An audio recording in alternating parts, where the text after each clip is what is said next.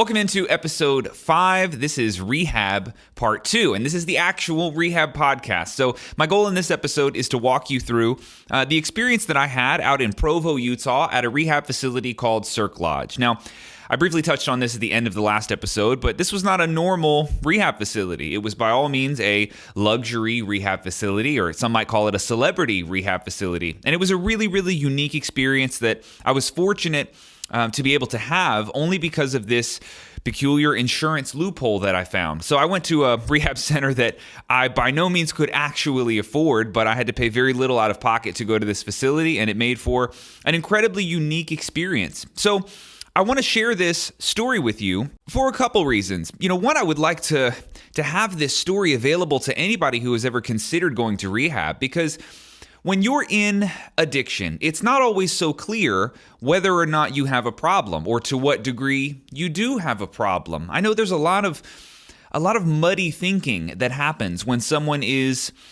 toying around with their relationship to a certain substance, especially when you're young and you don't have any stability or a lot of experience with a certain substance. It's really hard to draw those lines and really determine whether or not you have a problem, or if your relationship to substance A, B, or C is one that is sustainable or one that you can maintain. Is it healthy? How do you even know what's healthy and what's not?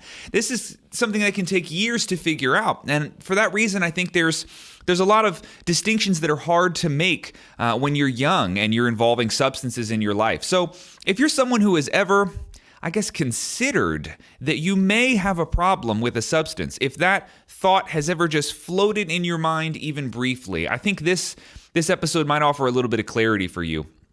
Now, it's funny because I truly don't know that many people who I would define as somebody who, falls in that category of having like an active addiction. I really don't know that many people, though admittedly it becomes very easy to recognize those people post-rehab. I mean, you can smell it a mile away when somebody has a problem with alcohol or any drug, really. It's very easy to discern that in someone. But I don't know a lot of those people. I know a few who I'm definitely not going to name them on this podcast, but, I do know a few of those people, but not many. You know who I know a lot of is this second group of people, and this is really who this podcast is for. Anyone who finds themselves in a close proximity to someone who does have a problem. Because even if you don't personally know someone who is affected by addiction or struggling with their relationships to drugs and alcohol, even if you don't know that person directly, you know of someone who has been affected by someone in that position. And so for those people, if that's you, if you're someone who has a brother, sister, mom, dad, friend, cousin, anyone who you know, and you have this suspicion that they have a problem, or maybe it's not even a suspicion, maybe it's obvious that they have a problem, this episode, I hope, will be most helpful for you, because it will give you an insight as to what rehab actually looks like. When it becomes so clear to the addict that something has to change here and their life has to go in another direction, and they enter this phase of recovery or rehab, or they at least take a swing at something like that. There's a lot of unknowns there. There's unknowns for them because they've never done this before, but even their family and friends who might be supportive of, them going to rehab or entering recovery somehow. There's unknowns for everybody. Nobody's done this before, and so there's a lot of guesswork that goes in, and I'd like to take that away for you. So again, if you're someone who is actively struggling with addiction, or you're toying around with the idea that you might be struggling with addiction, or if you're someone who is related to or is close to someone who struggled with addiction, I think these two groups of people will find this podcast most beneficial. And if you're somebody like me who's maybe in recovery and just enjoys a good war story, then you'll probably like some of the stories that are in here, because rehab is a fascinatingly savage place to live. It is a very wild environment, and it produces some really cool stories. So I got a few of those to share with you. And, of course, fair warning, this will be a heavy podcast in some respects, because I'd like to close this out by sharing with you the stories of 3 individuals that I went to rehab with, because you know my story from the last episode, relatively speaking, what got me into rehab. But my story was unique, and you'll find that every person in rehab has a unique story. We're all individuals, and while there's a lot of strange commonalities between people that go to rehab or people that are addicts, there's also like these supremely unique stories that they all have that really separate them. And you realize that some people have it a lot worse than you. Some people have it a lot better. It's this whole weird spectrum. And so of all of the people's stories, my friends' stories that I can remember from rehab, there were three men in particular that stuck out. And so I want to share their stories at the end. But one of their stories, I've told that story maybe 10 times. I haven't made it through that story without crying even once. It is that difficult to tell, man. It's heavy. It's heavy. But we're not there yet. So let me pick up where we left off on our last podcast. And that is that I signed some papers and decided I was going out to Provo, Utah to attend Cirque Lodge. And just one thing before we hop in, reminder to call the hotline. You can call and leave a voicemail or send a text message. You can ask anything you want, excluding like current political events. I'm not touching that sort of stuff, but I'm going to be answering some questions in future podcasts, whether it's about relationships or philosophy would probably be my preference, but anything you want. Leave a voicemail, send a text message. That hotline number is on the screen or in the description of this video or the podcast if you're on iTunes. I would love to hear from you guys and take some questions in future episodes. So living in Orlando, I had about 2 weeks where I didn't have a job. I had quit my job at Sam Ash. I remember walking in and talking to the GM, who's actually still a friend of mine. I walked in and I told him, hey man, I got an alcohol problem. I'm going to rehab and putting in my 2 weeks notice. And so my shifts got kind of cut down. I was really barely working. And I was sort of in this celebrating phase, just like depressive celebration, I suppose, because I knew that this was going to be my last 2 weeks drinking. If all of this worked out, I'm never going to drink again, I guess. So I was going downtown, going to bars, drinking a lot, drinking at home alone too, but, spending every last penny that I had on alcohol because I was saying goodbye in a lot of respects, right? And so I'm completely broke. The day finally comes. I get on the plane and I fly out to Utah. And I land at the airport and I have $7 to my name. I mean, like $7.50 is what's in my checking account. And that's it. I was absolutely broke. I did not have $1 to my name. Well, I had $7, but I went and spent that last $7 at a bar in the airport. I got a shot of Jack Daniels, and I didn't have enough money to leave a tip. And I told the bartender at this airport bar when I had landed in Utah, I said, this is my last drink probably ever, and I'm going to get picked up here by a guy from the rehab center. And I don't think I'm ever going to drink again. And I said, I'm so sorry. I wish I could tip you because this is a special drink for me. And she said, don't worry about it. And she poured me a double. So I had a double of Jack Daniels, $7, swiped my card. It went through down to, 23 cents or whatever the fuck I had in my bank account. And hit the shot. And man, I was drunk. I drank on the plane. I had drank before I even went to the airport in Orlando. So I was absolutely shit-faced. I got picked up by a guy named Scott. And Scott was holding a sign that said Adam on it. And we went and we got in the Hummer. Cirque Lodge has all Hummers. Of course they do. It's, a little over the top. But it isn't like, it's in the mountains. So you actually do need a Hummer for some stuff, but a little ridiculous. But yeah, picked me up in a Hummer. And so Scott starts telling me his story. I vaguely remember this drive, but he was a tweaker. Which is a meth head, and he had been sober for maybe 15 years or so, clean for 15 years. And so it was kind of cool because you immediately get to relate to someone who's done this already. And the Cirque Lodge and a lot of rehab centers are very intentional about who they place in what positions. So he was a great guy to introduce me to this new community of people. And we had a long drive. I want to say it was 45 minutes or an hour. And he asked, had you drank on the plane? Did you drink before you got here? I said, yup, I'm hammered, absolutely. And I said, that's what it was. He asked me, he said, anything you want to stop and get before we, go into this detox center? Because you don't go straight to rehab. You got to go to detox first. And I just jokingly said, a drink would be really nice. He said, okay. I thought he was kidding. And he wasn't kidding. He took me to a liquor store But the rule was you can't get liquor. You can get anything but liquor. So you can get wine, you can get a beer, you can have your final drink, and I'll hang out with you here in this parking lot and you can finish it. And obviously he knew that I wasn't like completely obliterated, blacked out drunk. So I assume he had a little bit of discernment there.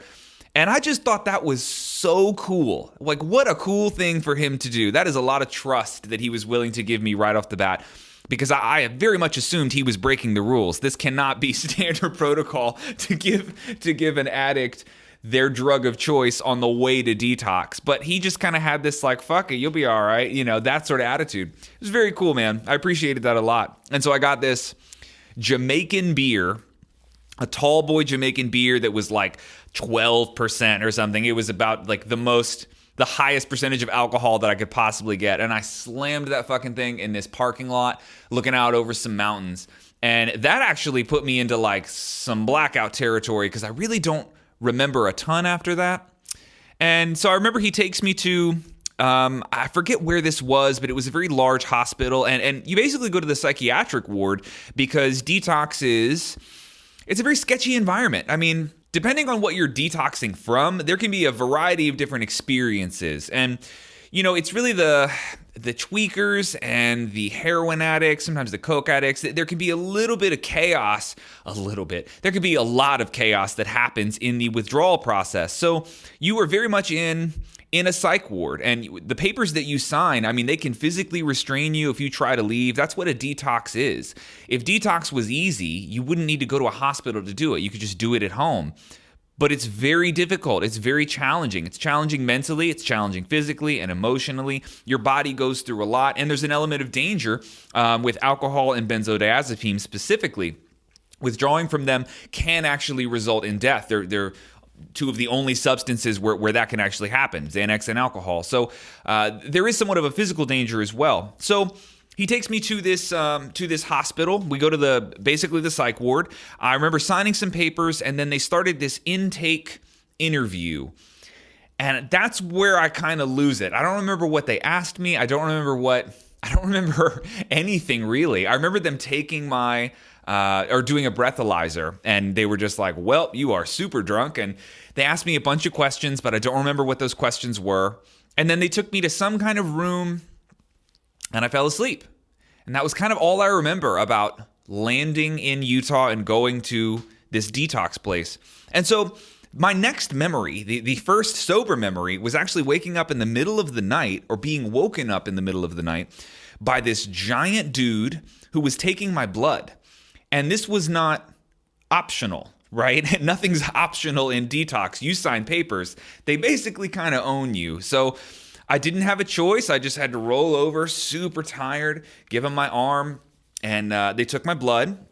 They obviously want to see what all drugs are in your system, see if there's any abnormalities or anything that they need to be concerned about. And then I woke up in the morning, and they have meetings and little process groups, and it's for the most part, everybody's just killing time. You're killing time and allowing your body to rid itself of this, whatever poison you've been putting in your body for a while. So that's really all that's happening at detox. It is kind of boring.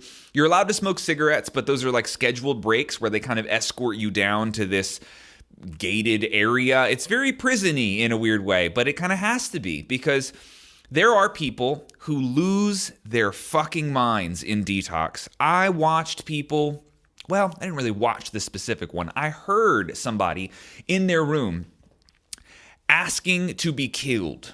I mean, literally screaming, kill me, kill me.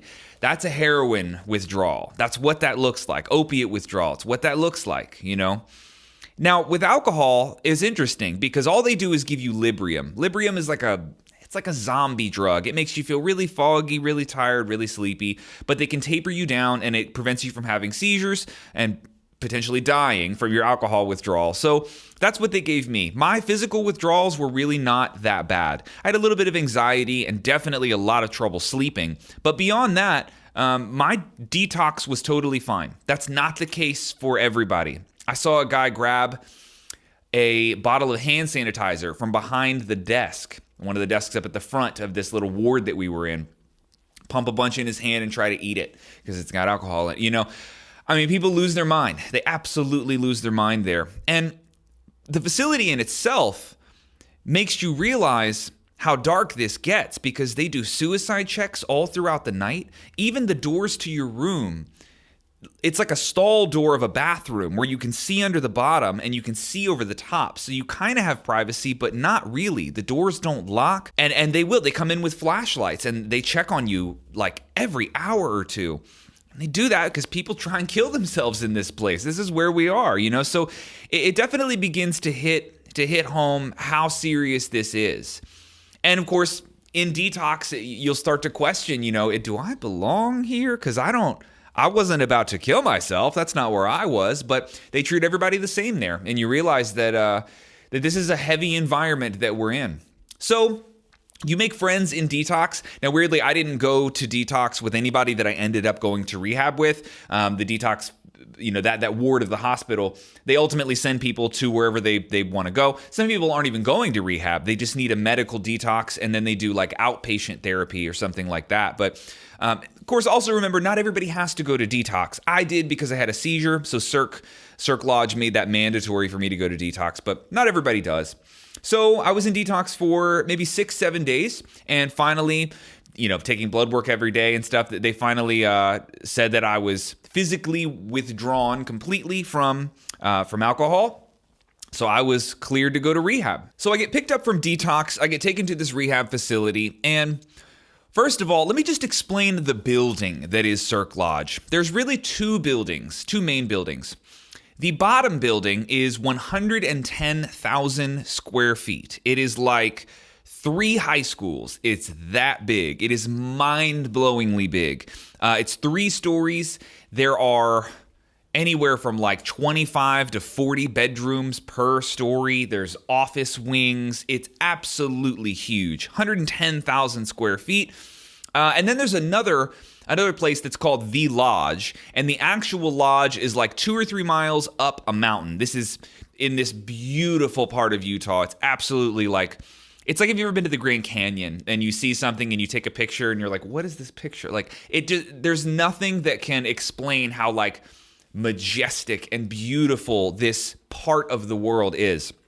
And so the actual, the main Cirque building is sort of tucked at the bottom of a mountain, but if you go a few miles up a nearby mountain, that's where the actual lodge is. So the lodge in itself is like double or triple the price, and this is normally where the real celebrities will go because they need that amount of privacy up there. The lodge in itself holds like, I want to say 12 to 15 people. So it's still a big building. It's like a big house, but it's much, much more private and a lot more expensive. Where I went was the main Cirque building, and that holds, if I remember correctly, 44 people, which is still kind of hilarious because you don't need 110,000 square feet to hold 44 people. But there are a lot of staff that actually lives on the property. And there's also like, they kind of function as a halfway house sometimes where there's transitional living. So you do, let's just say you went to the rehab center and then you graduated after 3 months, but you're not quite ready to go out into the real world. You could still live there and work there for 6 months or so, where you do go out and you have a job, but you kind of come back and then you help around the facility, cooking and cleaning and things like that. And it's a very, very large staff. There were probably more staff members than people there, because you have to remember, this is like well over $1,000 a day per person. So they have enough money to hire all sorts of employees to do all sorts of wild shit.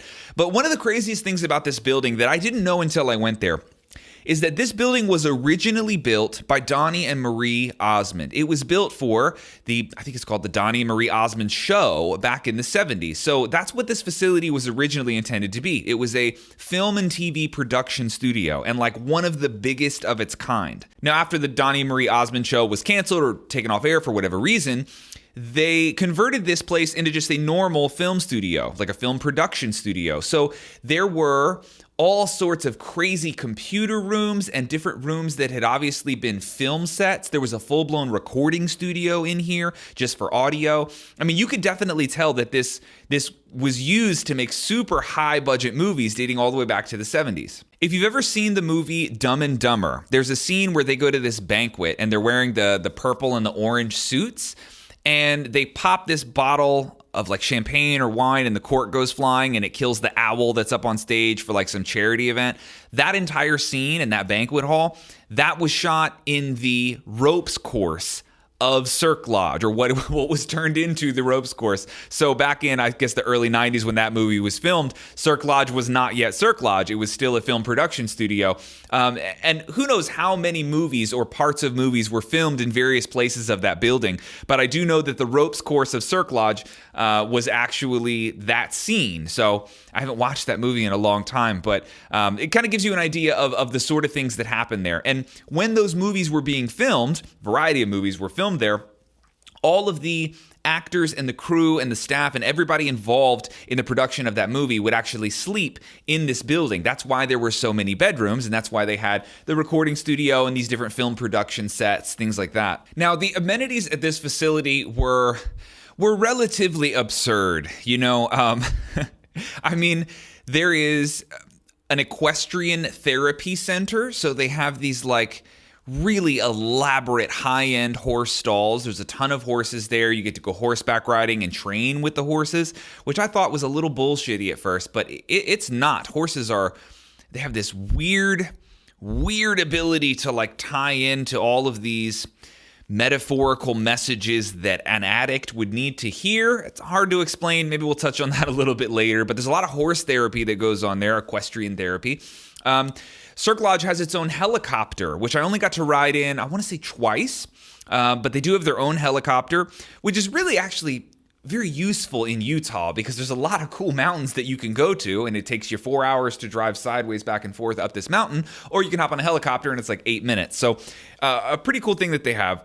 They also have a fleet of Hummers. The Hummer I got picked up in was just like one of 7 Hummers. They had a ton of these giant H2s. So anytime we go anywhere, we would either hop into like a Sprinter van or in a Hummer, and they would take us to Walgreens or CVS to buy your cigarettes and drinks, whatever things like that you needed. They also had an entire spa inside the rehab facility. Now, that wasn't open 24/7. It wasn't like you could just go get a massage whenever you wanted, but you could schedule to have a massage once a week. You could get your hair cut there if you wanted. They had a hairdresser that was there 3 days a week.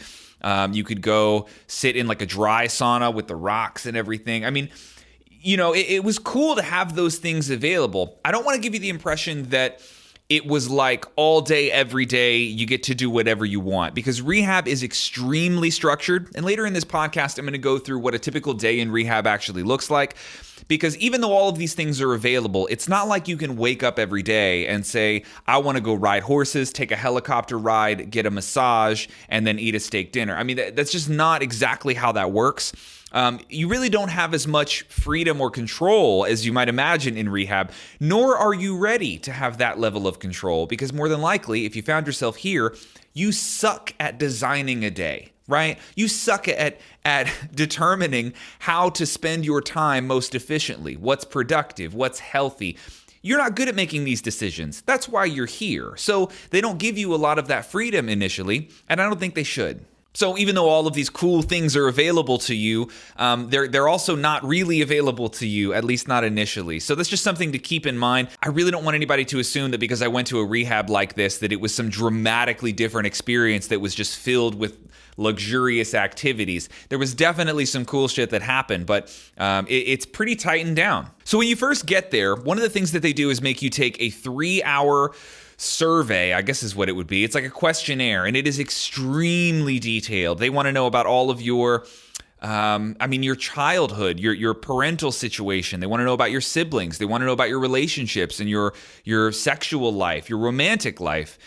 They want to know about childhood traumas. They want to know your goals. They want to know your religious affiliations, your world philosophies. I mean, it's a lot of stuff. And you're still in a fog. It's not like you're clear-headed because you've been sober for like 7 days or something. I mean, this is the first day that you get there. You end up taking this test. And really what you're trying to do is just give them as much information as possible so they can get a head start. Because rehab it's really hard and fast. You're working hard, you're working fast, and they're trying to do as much for you as they can in a very short period of time. So there's a lot of unpacking that happens initially, and they're not shy about it. They want to know everything right off the bat. And so I said, fuck it. I'm here. Let's be vulnerable. I typed in, in that survey, everything I could possibly think of. And then pretty shortly after, you get assigned to a counselor, one specific counselor who's going to be your main go-to therapist for the entire time that you're in rehab. My guy's name was Stacy, and Stacy was a cool-ass dude. He was awesome. He was maybe, I want to say 45 or 50 years old. He was a dad. And he was a hippie. He was about as much of a hippie as you could get. Very open-minded, very laid back, very relaxed. And so a lot of the neurotic, chaotic behaviors that people bring with them into rehab, he's sort of the antidote to that. He was very calm, very reassuring, just a low-stress kind of guy. So that was a cool influence for me to have because I was personally coming with a lot of chaos on my shoulders, a lot of worry, a lot of neurotic thinking, negative emotions across the board. And so to have this peaceful presence was very, very nice. So that was Stacy. He was awesome. The way he would do counseling, many times he would do a walk and talk. So he wouldn't want to go sit in an office. He had an office, but I only went there like 2 or 3 times. Most of the time, he would just come steal you from wherever you were, doing an activity or in a group or a meeting. And he would take you to like a river nearby, and we would just do a lap around this little river. He would find, he knew the area, but like an old bridge that would be over there. So we would walk out to this bridge and sit on the side of the bridge or skip rocks at a river. That was his style of counseling. And I liked that. I liked getting out and moving. A lot of times when I talk and when my mind is moving, my body needs to move with me. So you may have noticed from this podcast, I move my hands a lot when I talk. Italian could be a little bit of that. But if I'm on the phone with somebody, even here at the house, I don't sit. I'm out in the yard, pacing around, moving. So for me, that was really helpful to have someone who was like into the physical motion as we talk. Let's get everything moving. And so I have a lot of great memories of counseling sessions with him, just walking through the woods or skipping rocks at a river, just moving. So Stacy was awesome, and he made a big impact on me in my time there. Now, another thing that happens at rehab that nobody will tell you about is that you get piss tested all the time. When you're first there, it's like 3 to 5 a day. They say it's random, but kind of, sort of. I mean, they will just yank you all the time and just hand you a little cup. And they have it's a strip test. And it basically has like 50 different strips on this test for every drug on the planet. I mean, they can tell if you had smoked like K2, which was like synthetic pot that was sold at gas stations back then. They can tell if you had different psychedelics. I mean, all sorts of stuff that you wouldn't even think to test for. A 50 panel, that's what they called the actual test. It was 50 different substances or compounds that they could test for. And this isn't a normal piss test. It's not just like they hand you a cup. No, they will need to stare at your dick as the urine comes out of it. That is exactly how that works. So yeah, you get used to that pretty quick, and 3 to 5 times a day. And they tend to lighten up on the tests once you piss clean, but obviously that takes a while because you got to tell them all the stuff that you had done that is going to be in your system. And the detox, the hospital, they give them blood reports and stuff, so they know exactly what's supposed to be in your system. So for me, it was alcohol, coke, pills or opiates, weed, and Xanax. I had all of those in my system when I went to detox. So I was still testing positive for all of the, I don't think Coke is like 3 or 4 days in your system, but I was testing positive for Xanax, opiates, and alcohol and weed for, at least a couple weeks, right? Until this stuff starts to come out of your system. So I remember after about a month, I had my first clean piss test when they said, hey, congratulations, you have nothing left in your system. And I was like, whoa, that's been years. It's been a long time since I've had that. So that was cool. But yeah, a lot of piss tests. It's not optional. They do it all the time. And if you have any weird behaviors, they will double down on the testing because people sneak stuff into rehab. People did it while I was there. They would sneak out in the middle of the night and catch a cab to go to a gas station to buy beer and bring it back. There were people who had mailed packages that it had weed in.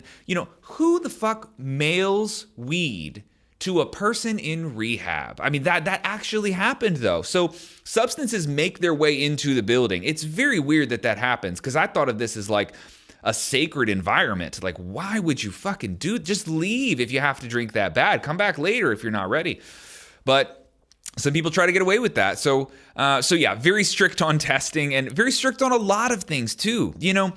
There's another weird thing that happens when you take addicts who have had this outlet, I suppose, for all of their chaotic thoughts, their chaotic energy, and they've been able to use this outlet of addiction or whatever substance it is. That's their coping mechanism. It's their outlet. They put all of that energy into that thing, and then you take it away, and you can't expect them to behave normally. They have really fucked up behaviors because they don't know what to do with the burden of sobriety.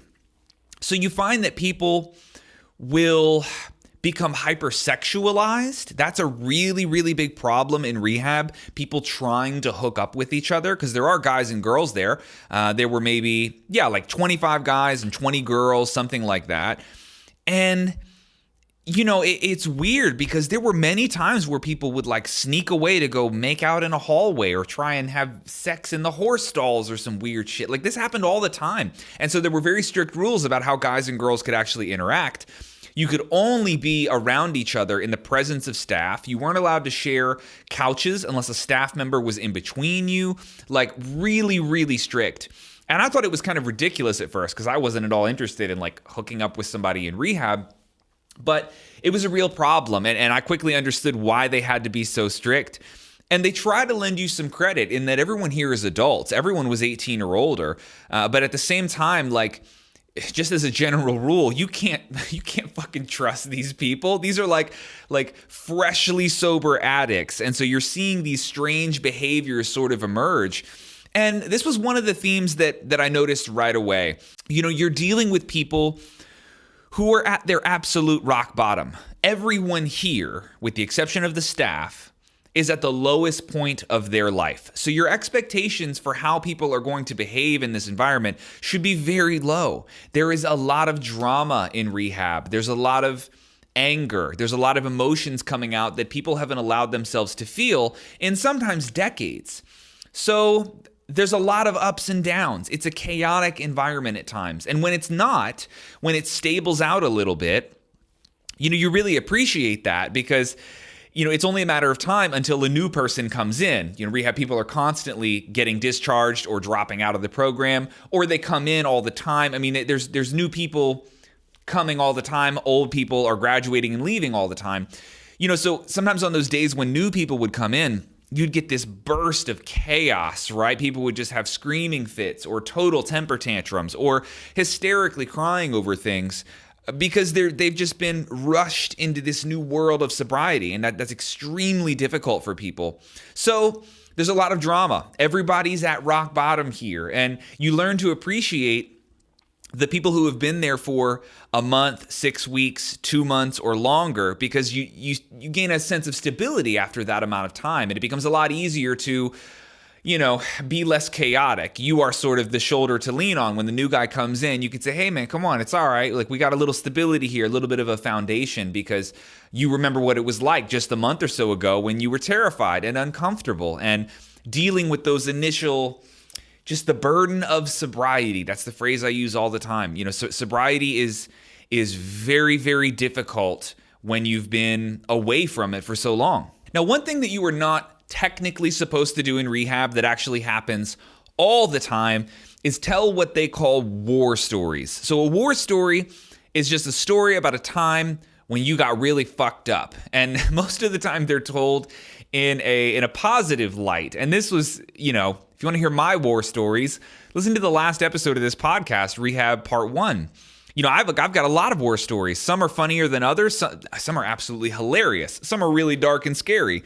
But they try to tell you in rehab to not tell those stories amongst yourselves, to save those stories for an appropriate environment, like a process group or a counseling session. But that absolutely never happens. I would say 9 out of 10 people in rehab smoke cigarettes. And a lot of them start smoking when they come to rehab, which sucks. But, it's just really common. Everybody's clinging to cigarettes. It's the last fucking substance you're allowed to put in your body, cigarettes and coffee.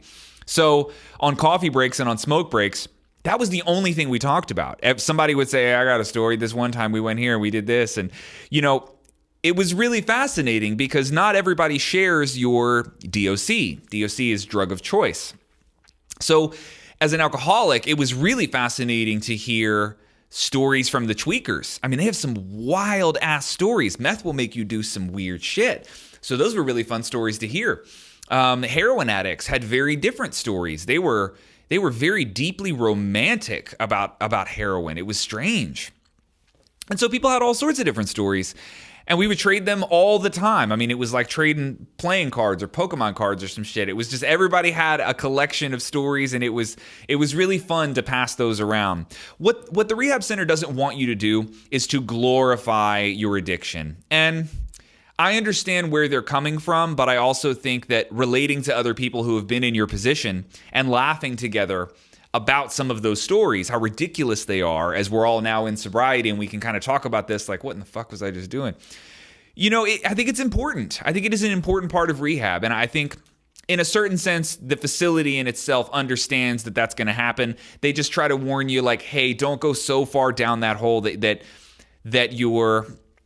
you're beginning to miss these stories, or that you tell them in such a positive light that you think you could go back and that it wasn't actually that bad. I think that's what they're a little concerned with, but it's fun. It's a fun part of rehab. And one thing that you learned there, this is one of the first lessons that I learned, is that when you're drinking or in the depths of addiction, your threshold for laughter becomes very low. And what I mean by that is that it's very easy for you to laugh when you're fucked up. Everything's kind of funny, right? I mean, you're in this chaotic daze, right? So if you get drunk, you're probably going to laugh at some stuff. It just sort of happens. If you're doing coke all the time, yeah, you're going to find some things funny. So your threshold for laughter is very low.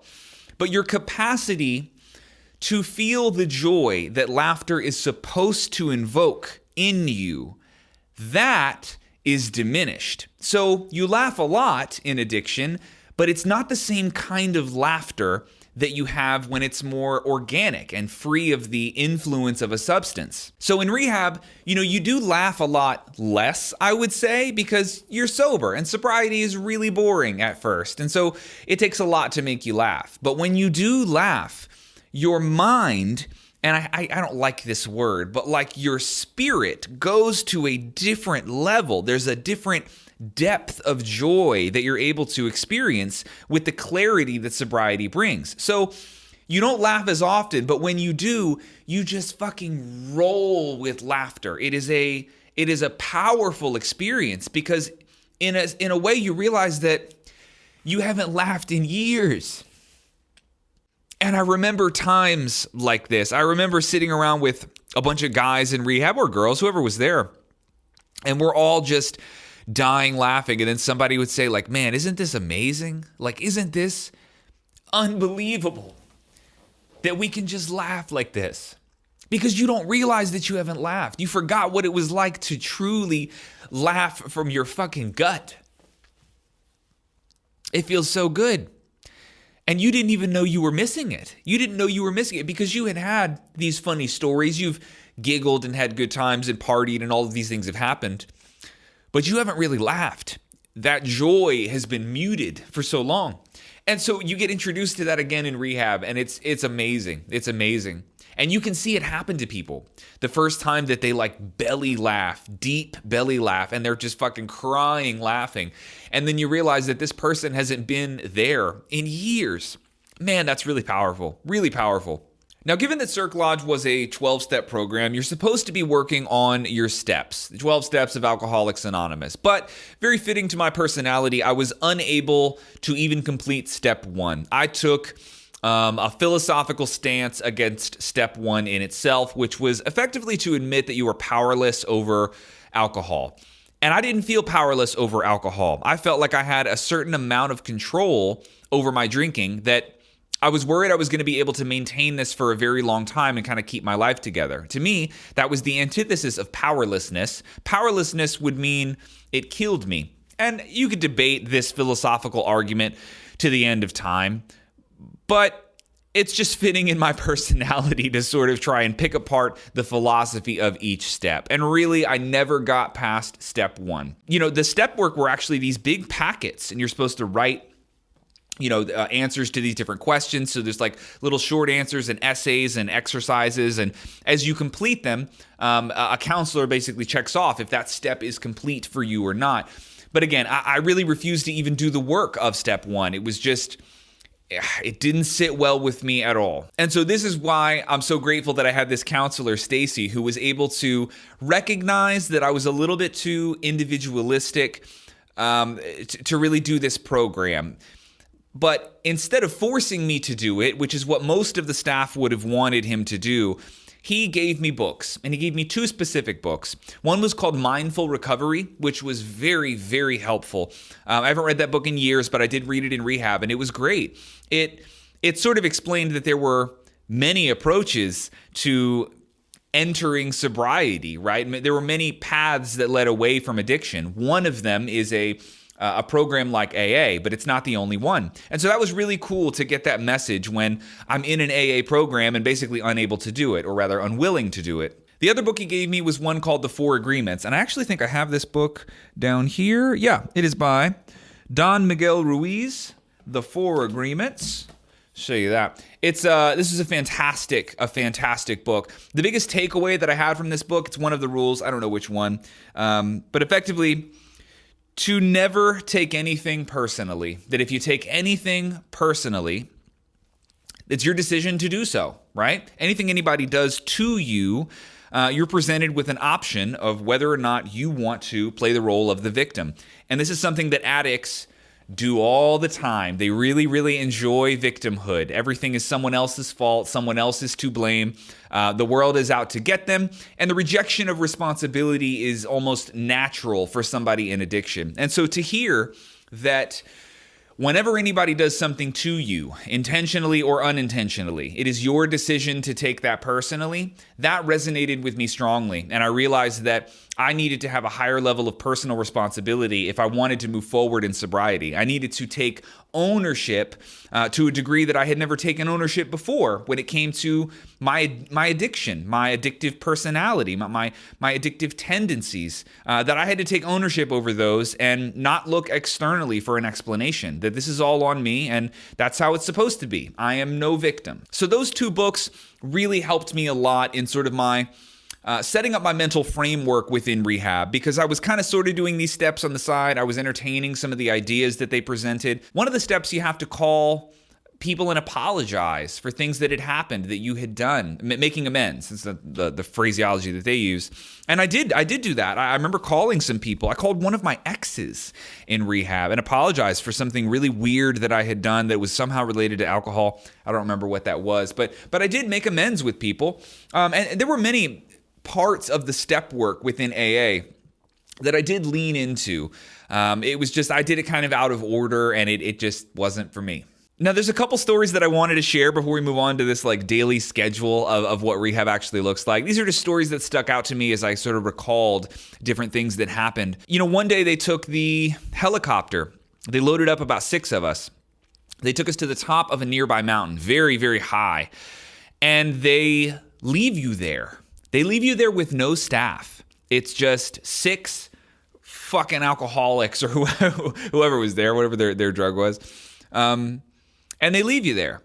And they leave you with a rock, like a big flat rock, and a Sharpie. You don't have a phone.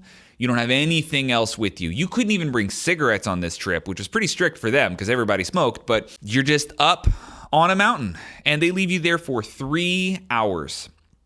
And the main exercise is that you write something that you want to leave on that mountain. So it could be an emotion, it could be a relationship, it could be anything that you want to unburden, right? Anything that you want to just leave up there on this fucking mountain. And if I remember right, I think I just wrote alcohol. I just wrote alcohol because it was that simple for me. This is what I want to leave. This particular drug, that's what I want to leave up here. And, you know, I didn't really like some of the metaphorical exercises for me. It was a little too indirect. But for some people, that was very powerful. But I can tell you what I got out of that exercise. It wasn't really writing on the rock and leaving that in a pile. And there's a big pile of rocks from all the people that have done this over the years. For me, what I took away from that exercise was how small you feel when you're alone on the top of a mountain. I mean, this is such a beautiful place in the world. It's so powerful just to be in a place that vast, isolated. You know, it's just, It makes you realize how big the world is and how little and insignificant you are. I imagine it's what it feels like to some degree, to like go to outer space and look down at the world and go, wow, you are the tiniest, most insignificant little thing in this planet, on this planet, in this universe, right? You're nothing. You're nothing. My problems are a joke compared to this planet where we are. It makes you feel small, and it humbles you in a way that addicts need to be humbled, because sometimes addiction and different substances will magnify your problems, and they feel disproportionately big when they're really not that big. They're not that big at all. You know, you problems always seem to feel big to you. They feel overwhelming at times. It feels like the weight of the world is on your shoulders, but it's not. You are small, and sometimes you need to be humbled. And if there was one reason why I think you should seek out a rehab that's in like a crazy location at the very least, is because Earth itself, the planet itself, and just the geography that was this place, it does that to you. It humbles you in a way that I didn't think would really matter. I didn't think it would be relevant that we were in the mountains. I just thought that would be cool. But it was a lot more than that, man. It being in such a vast geographical environment does something to you, and it just comes with its own fucking message in a weird way. So that was a really powerful experience for me, for sure. And you know, another thing that Cirque Lodge was very good at was giving you individualized attention. There is a lot of group therapy, and there's a lot of group activities that you do, but it's not all group oriented. They do understand that people are individuals and they have their own individual needs and requirements. And so I remember one time, the owner of Cirque Lodge, his name was Dave. Dave was a big old burly man. He was a strong guy. He used to be a drug runner, and he had some crazy stories. He used to work with the cartel. This was a wild dude, but he'd been sober for a very long time, and he was very wealthy. And this guy was a force, man. He was like a presence to be around. Booming voice, very big individual. And I remember one time he just grabbed me towards the end of my time there, and he said, "Me and you were going horseback riding today." I was like, "Woo, all right, horseback riding with Dave."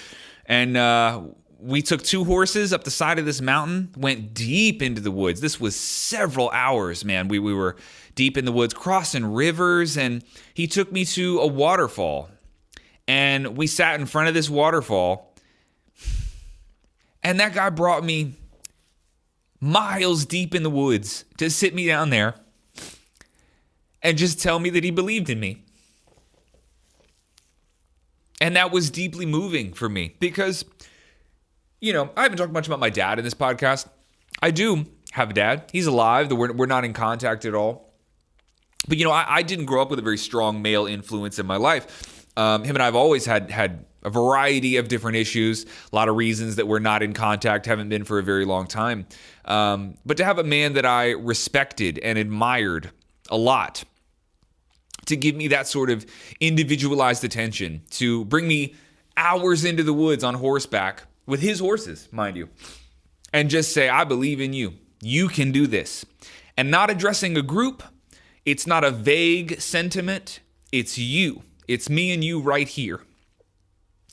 And to say that with confidence, to look into my eyes and say that, man, that was really moving for me. And you encounter a lot of these very powerful people in rehab, people who are deeply passionate about this field, about this topic, this lifestyle of recovery and addiction psychology. And that moment meant a lot to me. I'll always remember that. Dave was also an awesome storyteller, so he had some epic stories that he told me on that horseback ride. But, you know, powerful, moving moments like that. If there was any true advantage of going to like a luxury rehab, it would be some experiences like that. Because it's not just that I get to ride a horse. You can go ride a horse for $65 at a farm near where you live, right? It's not just that you get to ride a horse, you know, but it's that we're in this crazy environment with this awesome person who has the time to dedicate to one individual person, to take them to this remote location and to tell these powerful stories. I mean, that sort of stuff was so awesome. The helicopter ride, right? Like those kind of experiences, while very isolated and undoubtedly luxurious experiences, those were very, very powerful. That's not to take away from a rehab facility that cost a tenth of what a place like Cirque Lodge costs. I just want to explain to you that there were some of these events that were deeply moving, and it made it easy to justify why you would go to a place like this. So now I'd like to take you through what an actual day in rehab looks like, because I think it's hard to imagine exactly what a day would look like in a rehab facility. I certainly didn't have any idea what my days would look like, but the important thing to remember is that it is hyper-structured. You have very little freedom. If you do have some leisure time, it is scheduled, right? So let me just take you through what a day in rehab actually looks like. You would always wake up at a very specific time, and it's pretty early, like 7:30 a.m. Is when they would tell you to wake up. You'd have 30 minutes to go make your coffee in their kitchen there, giant, luxurious, like community kitchen. And you could go sneak your cigarette in. Breakfast started at 8. It was from 8 to 9. And they would encourage you to do your step work during breakfast, but most of the time you would just hang out with some friends, break off in little groups, coffee, cigarettes, things like that. Then you would typically go to the gym if you wanted to go to the gym. If you didn't want to go to the gym, you had to do some other kind of physical activity. It was mandatory. So there were groups that would, if there were some older people in rehab, they would just go on a walk like around the facility or on the property. Some people would go on short hikes nearby.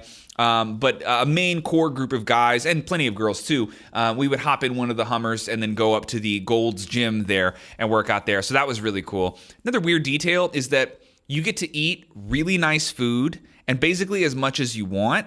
And when you don't have to pay for it and you're not fucked up on drugs and alcohol all the time, you get hungry. You get real hungry.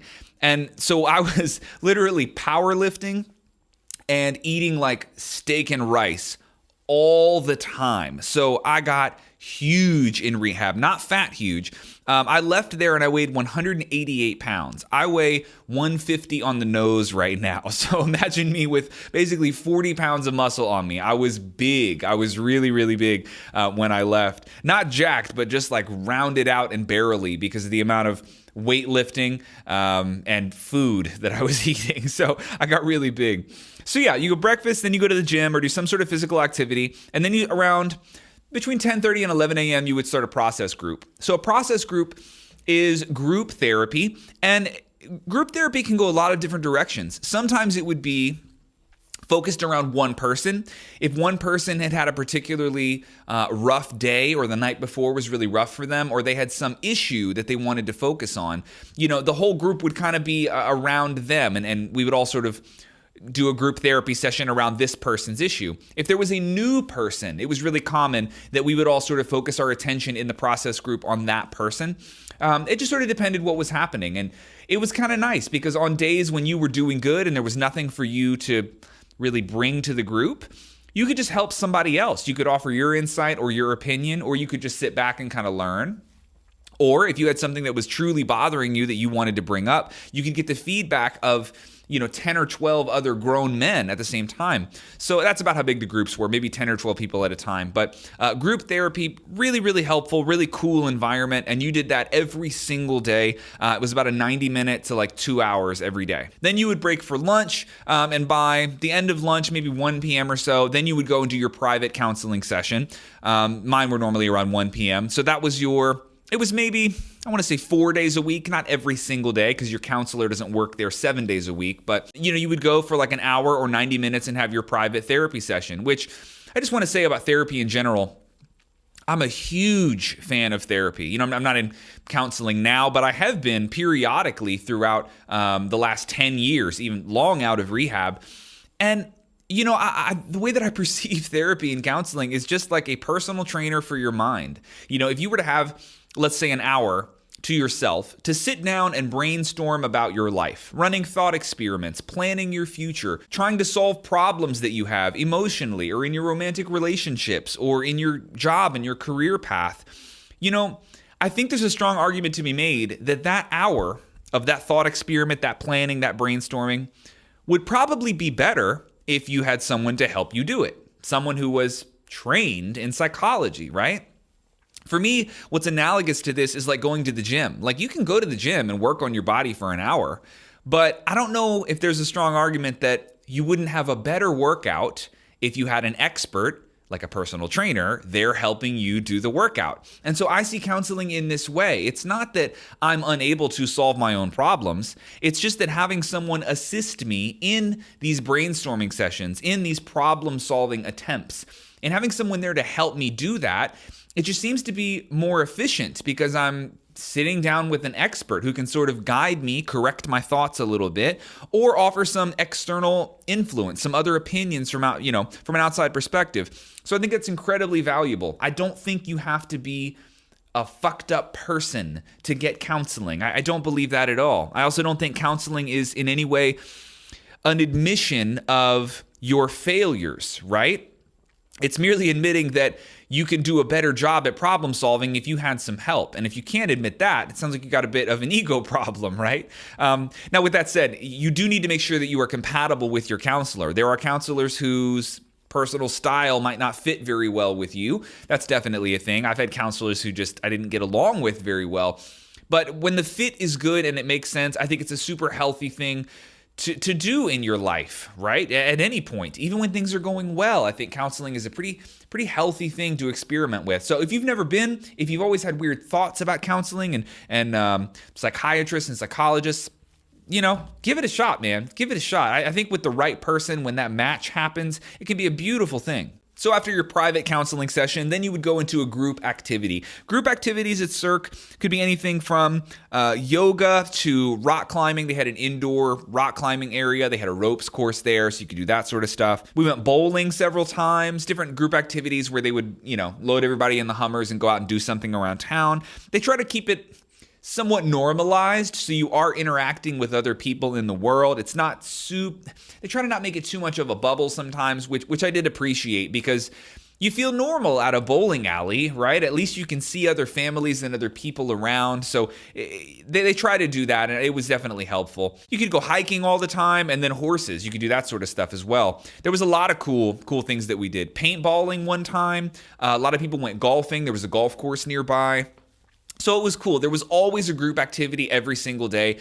And it was just designed to keep you active, to get you out, to get you moving, to get you engaged, entertained, to involve you in some form of competition sometimes. Like all of these healthy behaviors that normal people are supposed to do all the time because they're fucking good for you. But as an addict, your only activity is just getting fucked up. That's the only thing that you're good at. So they try to introduce you to these new activities that require you to dig a little bit deeper, require you to develop some skill sets or work on your patience or your social skills or things like that. After the group activity, you would typically have an hour or two to yourself. A lot of people would read. You were allowed to take naps, so they didn't really encourage that. In your first week or two, everybody goes and takes a nap because they're just exhausted from the burden of sobriety. But so that was really your only free time the whole day. It was like an hour or 90 minutes to yourself. And then, of course, some of us would just, go on a walk and smoke cigarettes and make another cup of coffee or have a snack in the kitchen, things like that. But that was about your only scheduled free time for the entire day. Then you would go to dinner, and then we would always go to a night AA meeting. Sometimes the AA meetings were held at the facility. That was probably 3 nights a week or so. But a lot of the other times, they would bus all of us over to a local church or I don't know, wherever they have AA meetings, all sorts of different places. There are actually houses that are owned by AA in and of itself. Like the whole place is like halfway houses will do AA meetings all the time. But there were places like that, or just like little office buildings where they would have AA meetings and they would have 5 meetings a day. So we would go to the night meetings most of the time, but it was mandatory that you would go to one AA meeting every single day. And some of those were helpful. Some of them were boring as shit and totally not worth your time. But it was cool because it wasn't just Cirque Lodge people that were in these AA meetings. There were other rehab facilities that would come there. So that was really interesting to talk to other kids in rehab, but a different facility. And then you would also just meet like totally normal people who just lived in that part of town and were going to an AA meeting. So There's a lot of interesting stories that you'll hear, a lot of interesting people that you'll meet at AA meetings, and it was intended to be relatively social because after the AA meeting itself, there's a lot of social time, hanging out, drinking coffee, telling war stories, things like that. So it was very cool. It sort of normalized the community that was recovering people in recovery from any type of addiction. And they also took us to different types of meetings. It wasn't just AA. They took us to gambling or gamblers or not, whatever it is, the one for people addicted to gambling. We went there, we went to NA meetings, which is Narcotics Anonymous. We went to open AA meetings, which means you can bring friends and family members can come. And then we went to closed AA meetings where everybody here has to be actively in recovery, right? So different styles of meetings. They took us to all of those. It's a weird little community, but went to meetings every single night. And then afterwards you would come back. Normally we would do something like play a game of volleyball. They had a gym there. We would do stuff like that. Or just have some sort of group game night. We would do things like that. And then you end with a devotion. And I don't mean devotion as in like Bible study. That wasn't like religious in any way, but just sort of like a closing message for the day. What did we learn today? What did we take away from today? Like another little miniature process group. And every day was just a slight variation of this. The group activity would change. The subject of the process group would change. The topic in your private therapy would change.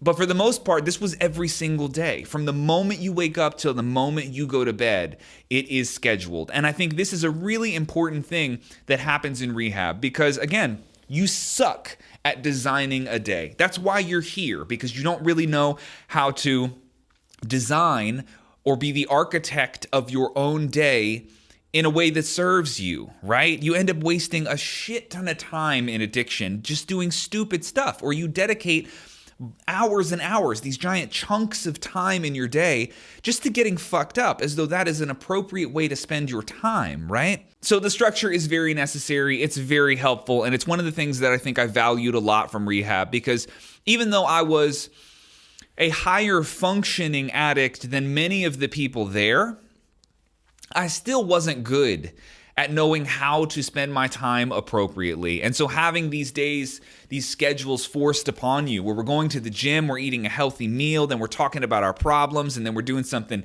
in a group situation, then we get our social time, and then having that structure laid out for you was just tremendously helpful. And if you ever go to rehab, that is something that you can expect. And lean into that schedule. It is very good for somebody in that position. And now I'd like to share with you 3 stories from people that I went to rehab with, just to illustrate the different things that bring people into rehab. Because I was very fortunate in that I chose to go to rehab, and that is definitely a theme that you will find is true among people that are in these facilities, is that when somebody decides to go to rehab, it is way better than if they are forced to be there. There were many people who were there as the result of like an intervention where they didn't want to be there, and man, they had a lot harder of a time leaning into this new structure, leaning into this program, leaning into their recovery. It was a lot more difficult for them because ultimately they didn't really choose to be here. But the people that chose to be in Cirque Lodge, man, we universally seem to just have an easier time with this program, because why would we have chosen to be here if we didn't want to do it, right? It was a lot easier for us to lean into to the difficulty that was this program. So that's a big distinction. That's a big distinction for sure. But one particular guy, I'm not going to say his name. He has a very specific name that some people may recognize. Only guy I've ever met with this name. But he was an Italian kid, and he went to the University of North Carolina. And he had only went there for his first year, and he dropped out. And he dropped out because he sold drugs, mostly weed, but sold a little coke and a little pills, things like that. But University of North Carolina, by the way, is a massive campus. I've been there before, partied there. It's a huge, huge place, tens of thousands of kids on campus. And this guy was just running shit there. He told me, and I have no reason not to believe him, that he was making $500,000 a year in cash. So he was doing anywhere from 20 to 50 pounds a month in weed. I mean, just slinging dope. This dude was loaded, and he was like 20 or 21. He had made a lot of money, and he had been on campus for several years, but he hadn't actually been attending school for several years. So I guess in this one particular time, he had driven out to California to buy a big batch of weed. He had 47 pounds of pot in the trunk of his car, and he got pulled over in Texas. Probably the worst place you can get pulled over with weed, aside from like South Georgia, which I have been pulled over with weed in the car in South Georgia. Story for another day. So this kid gets pulled over with a whole bunch of weed in his car, and they search the car. They find it. He goes to jail. He's in jail in Texas for 2 weeks, and then they finally let him out on bail, obviously, and he goes back to North Carolina. He has to tell his parents. He's in a huge amount of trouble, but he also has a lot of money, right? So his lawyer basically told him, hey, before you go get sentenced by a judge in Texas for the 47 pounds of narcotics that you were driving through their state, you need to go to rehab. Because if you can tell the judge that I've had a problem and I'm doing everything I can to fix it, it's going to give you a much better shot of getting a better sentence, right? It's in your favor to go to rehab. But the kid didn't have an addiction problem. He wasn't addicted to anything. I guess you can make the argument that he was addicted to selling drugs, but he didn't actually have a substance problem by any means. So he took his drug money and he paid his way into Cirque Lodge, right? It was like 70, 80 grand was the bill for, even a couple months. And so that's why he was there. So in a way, he was relatively apathetic about this whole thing because it's sort of like, look, I just need to show the judge some papers, that sort of thing. But even that guy, without an addiction problem, he did have plenty of emotional baggage. He had plenty of things that he needed to work on. And, there's something that happens every 6 weeks in this rehab facility, and that was Family Week. Family Week is when everybody's family is invited to come. They don't stay at the facility. They stay at nearby hotels, but it's like an entire week where your family members come in and they do these group therapy sessions with family. And oh my God, do people have some fucking family problems? It is outrageous. It is outrageous, the drama that is that week. And this kid, he had been separated from his twin sister at age 3 or 4. And he went to live with his dad, and his sister went to live with his mom. And I don't remember what the explanation was of why the hell you would ever do that to twins. Very, very strange. But effectively, his dad had turned him against his mom and his sister, and his mom had turned his sister against him and his dad. So it was like this really weird dynamic because these two twins, this guy and his sister, they had no reason to hate each other. They were split apart when they were, I want to say it was like 4 years old. So they really didn't even know each other that well. And they had these horrible stories about each other that turned out to not be true because his mom and his sister and his dad, they all came for Family Week.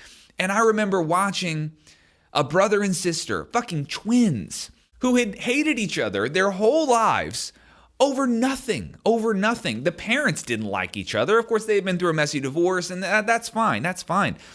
But this kid, got like reunited with his twin sister in rehab. And I remember watching them just cry and hug each other in front of a group of, 15 strangers. And man, that was so beautiful to see something like that happen. And this is a guy that did not have an addiction problem at all. He just had some really heavy emotional baggage. And in a weird way, that had led into, or rather pointed him in the direction of some of these unhealthy behaviors. Because let's be honest, slinging $500,000 worth of drugs every year on a college campus while you're lying to your parents about whether or not you're even enrolled in school, this isn't necessarily healthy behavior. This is high-risk behavior. It's rebellious in a lot of ways. Not that sustainable, as he found out when he got caught with 47 pounds of pot in his car in Texas. And I imagine he did spend a couple years in jail after he got out of rehab. But, it was just interesting to hear stories like that because everybody ends up in rehab for a different reason. And his was just fascinating. So I always remembered that guy. Man, I hope he's doing well. I didn't keep in touch with him specifically, but he had a fascinating story, and it was powerful to be in close proximity to somebody who had such a crazy family story, and to watch them begin healing that right in front of me. Man, that was really powerful. And so there's another guy whose story I want to share. Actually, 2 more here. So this is 2 of 3. This guy's name was Eric. And Eric was a cool-ass guy, man. Him and I, Him and I did stay in touch after rehab. I still have his contact information. I haven't talked to him in a couple years, but I don't think he would mind me mentioning his name here. He was pretty open about everything. And Eric was in a band that was pretty successful, but he actually came to rehab off of an intervention. His band and then his family and a lot of other friends made a video of all of these times with him either on stage with his band or just before and after shows in different party environments of these crazy things that he had done and how chaotic his behavior in his life was. And he was a happy guy. I mean, he wasn't like morbidly depressed or anything like that. He was a really happy, sort of a fun guy. But his behavior had become really sporadic, and chaotic in a lot of ways. And so his band and his family had made this video for him, and they played it at this intervention that they had for him. And it got to him, and he agreed to go to rehab. So it was sort of a hybrid of he did decide to be there, though it wasn't initially his decision that he set into motion, but he did want to go. And so he was there for most of the time that I was. We came right around the same time. And about 6 weeks, I think that's how long he was there. After 6 weeks, he left. And we all, you wish him the best of luck, hugs and everything. And, you're so excited for them to go back out in the world. And he was back the next fucking day. The next day, he came back to rehab. And all of us had this, first of all, this was like a strong-minded guy, strong personality, big old tough dude. And we were just like, what happened, dude? Like, 24 hours you were gone. What happened? And what had happened was he wanted to go to a show because he had missed the live music experience, which a lot of us can relate to here in 2021. But he wanted to go to a show to see this DJ that he was a fan of. And he goes to the show. He's in the front row. Well, the DJ recognized Eric from the band that he was in and said, "Hey, man, come on backstage with me." So Eric's like, "Oh, man, super cool." So Eric goes backstage, and this DJ, who was a famous DJ, said to Eric, he said, "Hey, man, do you want a drink?" Eric said, "No, I got out of rehab yesterday." And the DJ said, "Oh, man, I've been to rehab 5 times. That's a bunch of bullshit. Here you go." And Eric was not equipped to say no in that situation. He wasn't equipped at all. And he said, "Yep." And he drank, and then he got shit-faced, and then boom, back at rehab the next day. And to me, that demonstrates the vulnerability that people have, even coming right out of rehab, that there are certain situations that you are not going to be able to handle. And I don't want to say that I had any close calls when I got out of rehab, like that I almost drank. I don't think that necessarily happened, but there are definitely environments that you should not be in when you're right out of rehab, because rehab, as much as they try to normalize you and keep you plugged into society in some way, you are still very much in a bubble. It's one of the reasons that halfway houses are a good idea for some people. It's that they're not fully ready to be thrown back out into the world yet. The world is a dangerous place for somebody who doesn't have a lot of tools to deal with the scenarios that the world might present you. And Eric found himself in a very dangerous scenario that he wasn't prepared to handle. And so I always thought that story was fascinating because it demonstrates the vulnerability that an addict has, even in sobriety. It takes some time to build up some armor for those situations, to gather the tools so that you're able to exist in the world without falling back into addiction, right? Because that's your comfort zone. So I want to get a lot more into this in episode 3, which is much more about the long-term stability and some of my views on my sobriety and how I look at that. But I just thought that was a fascinating story. So that was Eric, good dude. And ironically, he actually met a girl in rehab. They got married, and then they had 2 kids. So anyway, yeah. Cool story there. Eric's an awesome guy. Eric, if you ever see this, shout out, brother. Sorry, I should have given you a call before doing this episode, but I know him well enough to know I don't think he would care. So that's Eric's story. And this last story is going to be the hardest one to tell. It is also the most powerful story. Not even close, really. Of all the stories that I got from rehab, this is the heaviest hitter. This is a wild one. So there's a guy named Sean. Sean was in his late 30s, 38, 39 years old. He was a real estate agent, But he had got into real estate a little bit later in his life because he was actually a semi-professional soccer player all throughout his 20s. And if I'm not mistaken, it was some sort of injury or maybe just age in of itself that prevented him from going any further in his soccer career. And so he went into real estate, and he lived in Texas, him and his wife, and they had 2 kids that were age, at the time, I want to say like 6 and 8. And Sean's DOC, drug of choice, was coke and alcohol. It was the combo. And his wife traveled for work. She was a flight attendant.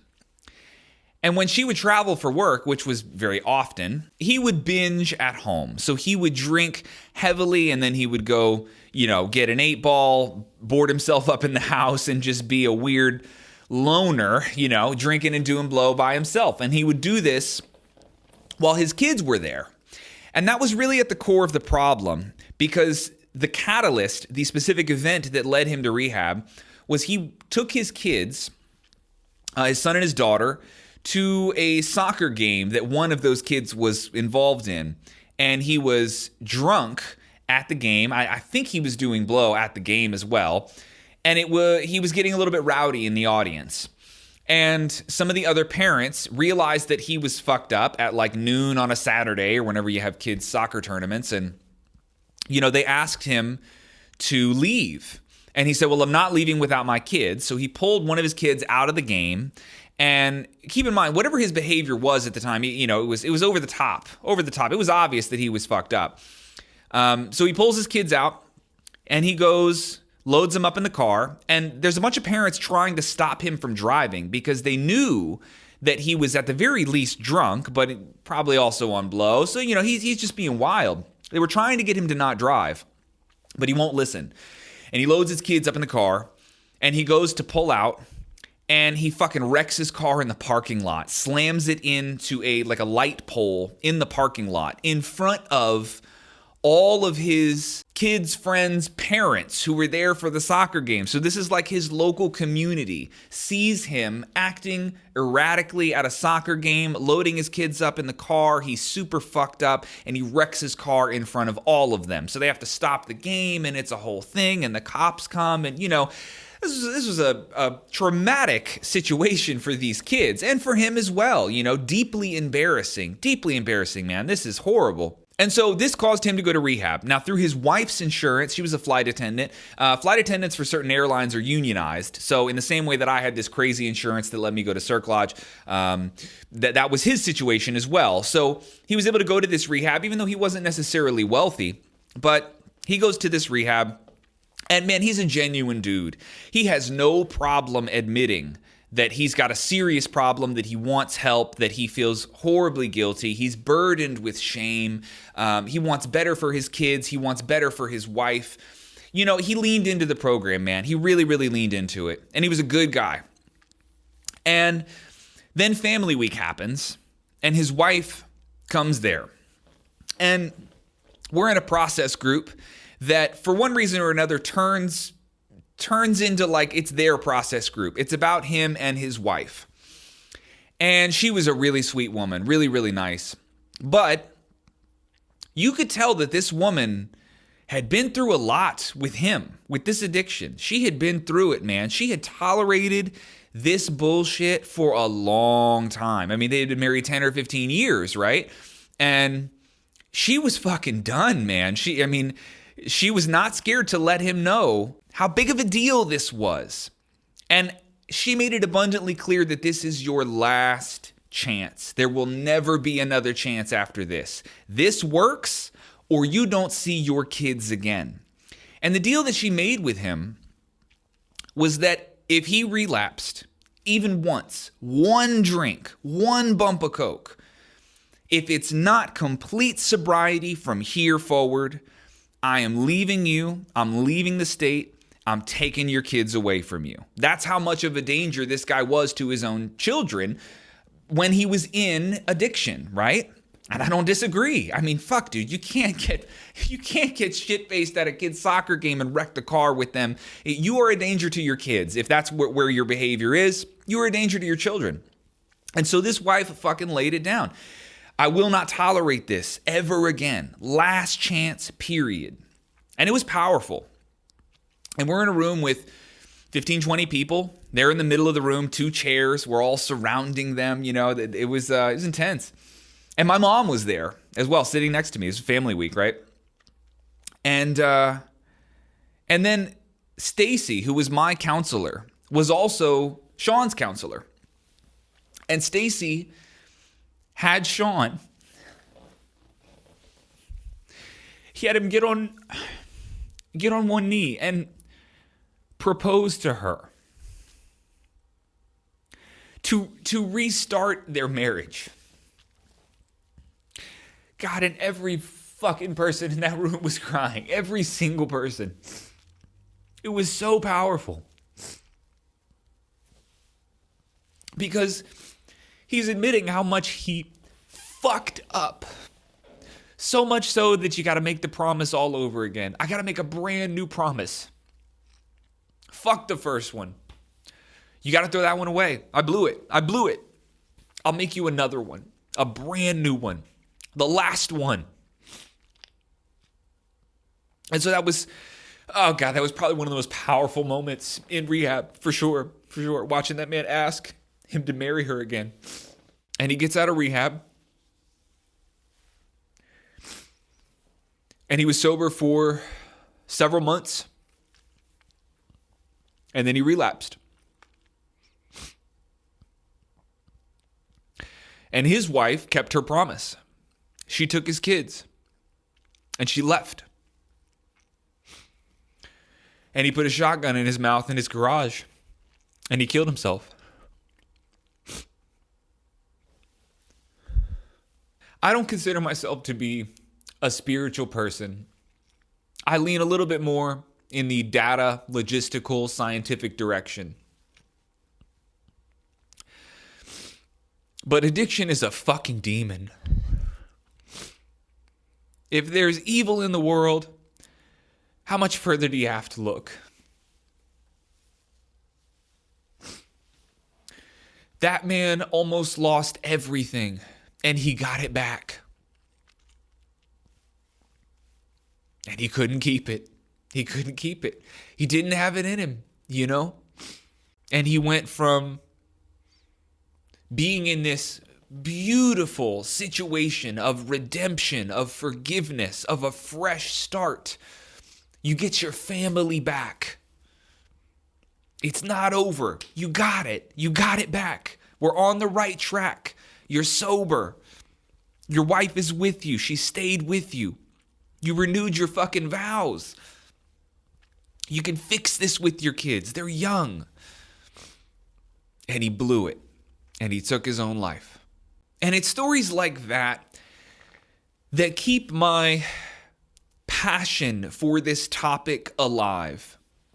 Because if there's anything I can do with my knowledge and experience in this category, in this realm of addiction and recovery, if there's anything I can do here to help shit like this happen less, I'm gonna do it.